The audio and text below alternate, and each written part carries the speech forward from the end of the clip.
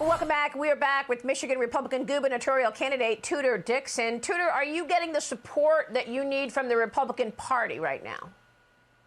Yes, we have the Republican Governors Association running ads in the state of Michigan. That's what we need. We need to get ads out there, but we also have a lot of help on the ground as well. We have a great ground crew going out, knocking doors, making sure that everybody knows it's time to get out and make sure we save our state.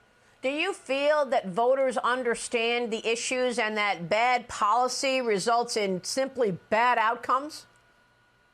Absolutely. This year especially, because we're seeing what happened having our kids locked out of school for so long. Our kids are behind. Our reading scores just came back. Nearly 60% of third graders across the state failed their reading exam. But now we have something even more interesting where we've had parents rise up against this sex and gender in schools.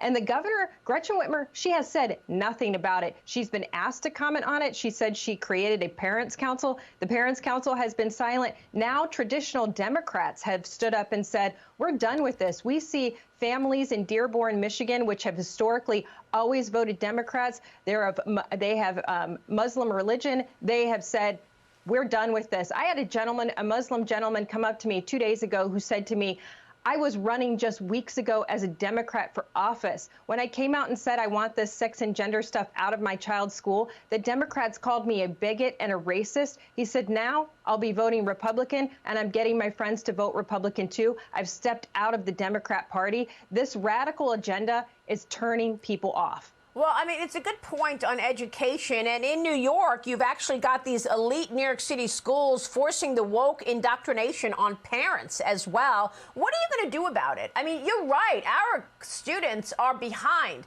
If you were, in fifth grade and now you're in seventh grade, you are way behind because of that 2-year period where you were out of school or forced to do remote.